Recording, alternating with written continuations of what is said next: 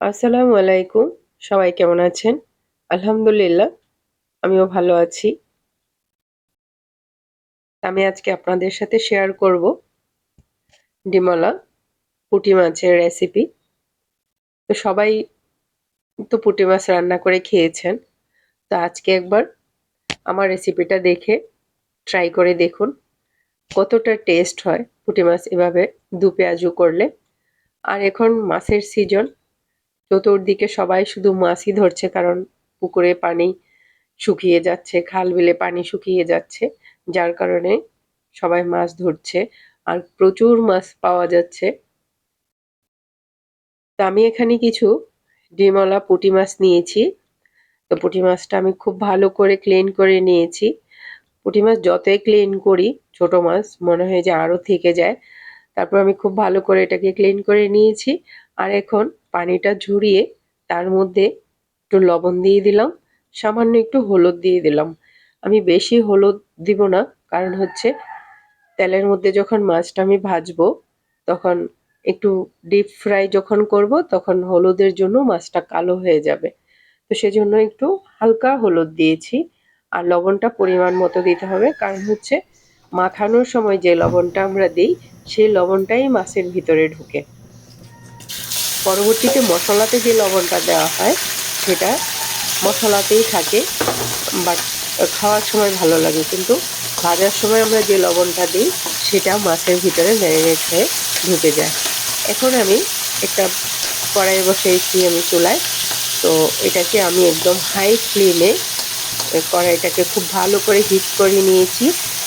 Hit করার পর তারপর আমি এটাতে তেল দিয়েছি, কারণ হচ্ছে আপনি যদি ঠান্ডা প্যানের মধ্যে তেল দিয়ে মাছটা দিয়ে দেন, তখন মাছটা প্যানের মধ্যে লেগে যাবে। আর যখন প্যানটাকে খুব ভালোভাবে হিট করে তেলটা দিবেন, তেলটাও সাথে সাথে হিট হয়ে যাবে, তখন মাছটা হাই ফ্লেমে ভেজে নিতে হবে। ছোট মাছ আপনারা দেখতেই পাচ্ছেন, আমি খুবই অল্প তেলের মধ্যে মাছটা ভেজে নিচ্ছি। খুবই অল্প তেল বলতে যতটুকু প্রয়োজন, আমি ওরকম ভাসা তেলের মধ্যে ভেজে নিচ্ছি না, কারণ হচ্ছে ছোট মাছ অনেক তেল চুষে নেয়। তো যতটুকু কম তেল ইউজ করা যায় সেটাই স্বাস্থ্যসম্মত। আমি এখানে মাছটা খুব ভালো করে ভেজে নিচ্ছি। আবার বেশি লাল করব না, কারণ হচ্ছে বেশি লাল করলে পুঁটি মাছ ড্রাই হয়ে যায়, যেহেতু আমি এটা দু পেঁয়াজু করব। আর যদি শুকনা মরিচ দিয়ে গরম ভাতের সাথে ইয়ে করেন, তখন একটু ভাসা তেলে একটু ড্রাই করে লাল লাল করে ভেজে নিলে সেটা আলাদা হিসাব, কিন্তু যেহেতু দু পেঁয়াজু করবো সেজন্য হালকা একটু ভেজে নেব। তো আমি মাছগুলো উল্টিয়ে দিলাম। এই যে এই কালার একদম একটু গোল্ডেন গোল্ডেন কালার আসছে। এখন আমি মাছগুলোকে উঠিয়ে নিচ্ছি।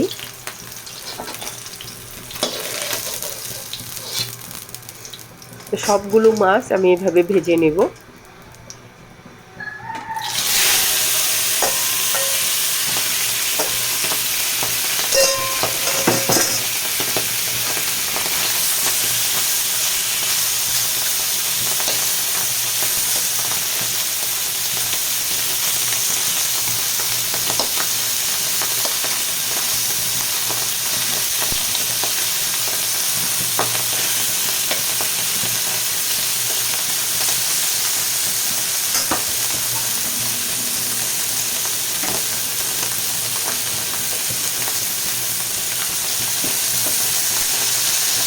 আমি এখানে আর একটু তেল দিয়ে নিলাম।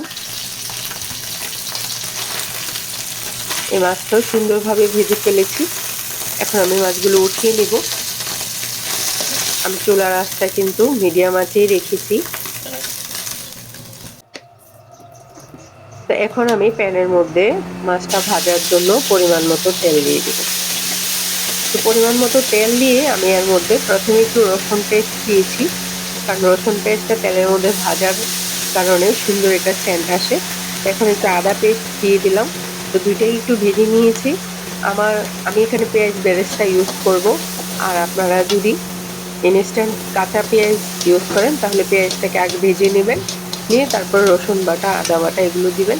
আর আমি এখন তেলের মধ্যে হলুদটা দিয়েছি। তেলের মধ্যে যদি হলুদটা ইউজ করা হয় তাহলে খুব সুন্দর একটা কালার পাওয়া যায়। তো এর মধ্যে আমি একটু টমেটো কুচি দিয়ে দিলাম লবণ, এখন দিয়ে দিলাম মরিচের গুঁড়ো, মরিচের গুঁড়ো কখনোই সরাসরি তেলে ইউজ করবেন না, তাহলে মরিচটা জ্বলে যাবে, জ্বলে কালারটা নষ্ট করে ফেলবে।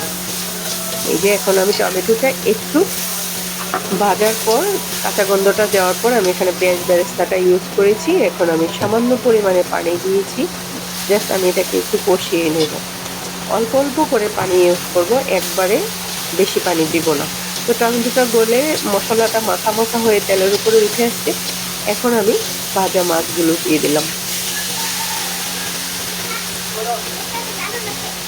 আমার এই যে মাছটা সুন্দরভাবে ভাজা কষানো হয়েছে। এখন আমি এর মধ্যে সামান্য পরিমাণে পানি দিয়েছি।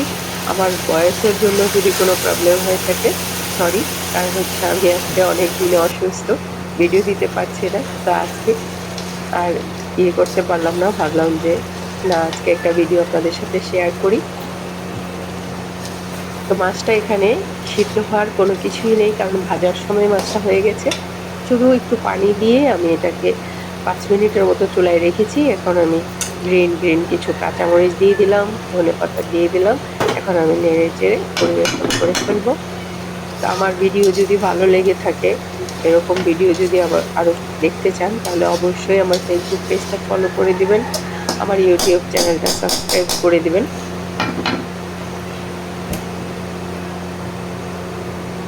ফলো দিয়ে আমার পাশে থাকবেন। এই যে মাছ ভাজিটা আমার এখানে রেডি হয়ে গেছে। আমি এখন এটা একটা সার্ভিং ডিশে নিয়ে নিচ্ছি। এটা গরম ভাতের সাথে যে কি ভালো লাগে। আমার সাহেব তো এমনি এমনিই খেয়ে ফেলেছে, যেটা অনেক মজা হয়েছে। তো সবাই ভালো থাকবেন। আল্লাহ হাফিজ। আসসালামু আলাইকুম।